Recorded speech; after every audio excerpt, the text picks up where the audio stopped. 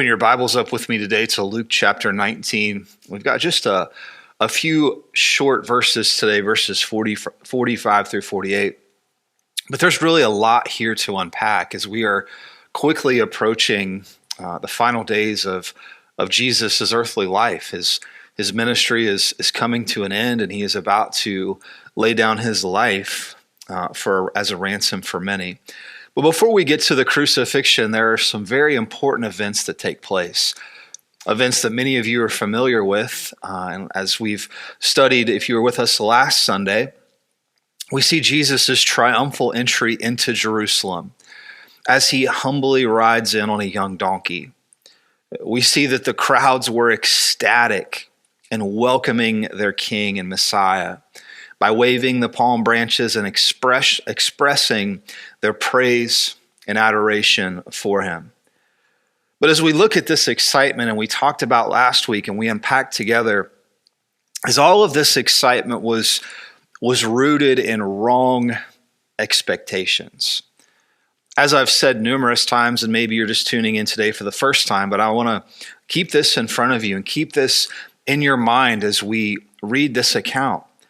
Is God's nation had a wrong view of the Messiah. They wanted this political leader who would come and overthrow the Roman reign, and they wanted a military Messiah, a one who would come and conquer Rome and free God's nation and free God's people so that they could have this earthly kingdom with their Messiah. Well, Jesus knew, of course, in his divinity, truly God and truly man, that their cries of Hosanna would soon turn to shouts in just a few days to crucify him. Well, what happens next after Jesus' entry into the city is quite a turn of events.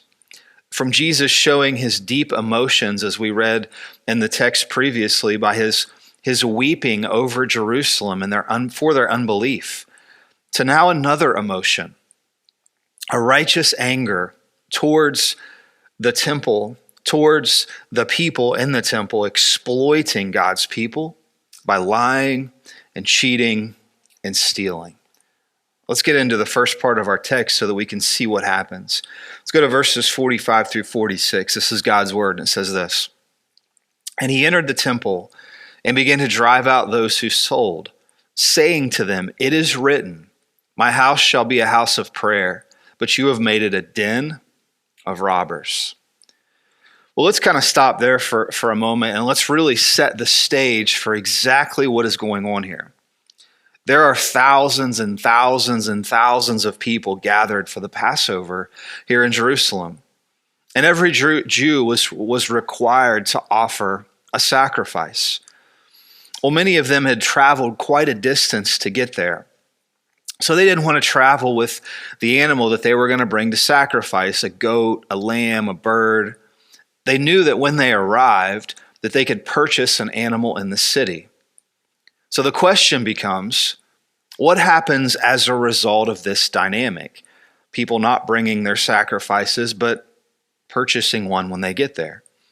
Well, it doesn't take much reading between the lines to see that it became a big money-making business for those who were selling animals in the city, and as we're going to see in just a moment, in the temple courts. When Jesus arrives, he walks into the temple and he sees all of this happening, and it brings out in him a righteous anger. The temple had basically been turned into a place of business. Thousands of animals, people buying and selling. But there is layers to this corruption that begin to unfold as we really dissect the passage. Not only is it like a zoo in the temple court. I mean, stop for a second and just think about the smell, the chaos, the mess, the noises. I mean, it was just an absolute circus. There were some who did bring their animals for sacrifice. However, some people did bring their own animals. And guess what happened to those animals? Well, just so happened to be that the animals had to be approved by the priests. And let's just say a big majority of them were turned down. Why so? Why would they turn down the animals that the people brought, because it forced the people to then go and buy an overpriced animal from the sellers. See, this was a big monopoly. This was a big business at this time. Not only was this happening, there were also money changers present as well. You see, the temple tax could only be paid by using Jewish or Tyrian coins. So if you had traveled from a different area and brought your currency, brought your coins, those coins must be then exchanged for the coins, the money of that area. Guess what? These money changers were charging a ridiculously high fee for their services of doing this money exchange. The bottom line here is greed. It's the love of money. The love of money was the root of all of this. And what is seen in the temple courts? I mean, just stop for a moment and think about it. Instead of being a place of worship, a place of adoration, a place of reverence, it had turned into a business that was exploiting the people. Well, what does Jesus do? Well, we are told that he drives out those who were selling. Jesus acted in authority as he drove out the corruption. Again, this is one of those sermons where you got to kind of try and imagine in your mind, if you will, imagine the scene of this. With all the authority, Jesus by himself drives out all of this corruption from the temple. If you read Matthew's gospel account, he says that Jesus overturned their tables. A very familiar passage probably to many of you. Well, here is the Messiah who has come to lay down his life as a ransom for many, come to be the suffering servant, to bear the sins of all of God's people, to come and to be the Messiah. But he can't even walk into the temple courts because of all of the corruption, all of the corrupt buying and selling. The business view was just righteous anger for Jesus. He then quotes from a passage in Isaiah chapter 56, verse 7, and this is what it says. It says, "My house shall be a house of prayer, but you have made it a den of robbers." God's house has been turned into a place of business, into a zoo. And Jesus here calls out their blasphemy and drives them out of the temple. Let's pause here for a moment. Let's talk about a point of application. Here's a question I want to ask you, and I would encourage you to even discuss this question with your family, with whomever you're watching this sermon with, listening to this sermon with. Here's the question. I want you to really think about it. Do you think that God is happy with how the church functions today in 2026? Now, we don't have animals. We don't have to sacrifice anymore because Jesus was the Lamb of God. He was the final sacrifice. So that's not the issue. We don't have to worry about that in the church today. We don't have sacrifices anymore. But I can say from my perspective that the church in America has a serious problem with catering to the world and watering down the truth of God's word. The church has become great entertainers of men. We can see that very much so as we observe the church in America today. They have become very good at entertaining people. But the question becomes, are we truly treating God's church? Are we truly worshiping him with awe and reverence? I think that Charles Spurgeon had it right when he said this quote. I think that he was seeing right into what is happening in our church culture today when he said this, and I quote, "A time will come when instead of shepherds feeding sheep, the church will have clowns entertaining the goats." I think that quote is spot on for some of what we see in our church culture today. I pray that this church, City Bible Church, can continue to stay on the path of loving God, of not selling out to the way of this world and watering down the truth of God's word, but instead knowing that God's word is sufficient in all things, that God's word has prescribed to us everything that we need to know. And as we continue to study God's word here at this church, I pray that we keep that as the centerpiece of what we do. There's no such thing as a perfect church, don't misunderstand, but we must return to biblical worship. We must return to what God has prescribed in his word for how we are to worship him, what our priorities are to be, and return to preaching the gospel and never selling out to entertainment. As we think about this again, and we think back to what we studied last week, it's really no wonder that Jesus wept over the city. We talked about it in depth last week, but we know that Jesus knew their hearts. In his divinity, he knew that the hearts of the people, that much of God's nation, their hearts were far from him. He knew that their worship was self-centered. Again, they wanted what they wanted. They didn't want the Messiah of the scriptures that was prophesied all throughout the Old Testament. They wanted a Messiah. They wanted a Savior who would come and fit their mold. Jesus knew. He knew their hearts. And the reality is, as we look at the application, is he still knows everyone's heart today. He knows your heart this morning. He knows my heart as I'm standing here sharing this message. He knows.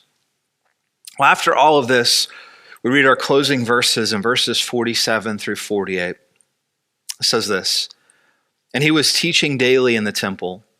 The chief priests and the scribes and the principal men of the people were seeking to destroy him, but they did not find anything they could do, for all the people were hanging on his words." So after all these events take place, the weeping over the city, the riding in, the shouts of Hosanna, the praise, the worship that was all superficial, rooted in selfishness and not wanting Jesus as the Messiah that he was coming to be. As Jesus comes into the temple and drives out the corruption, we now see a total different scenario. Now is the time to share the truth.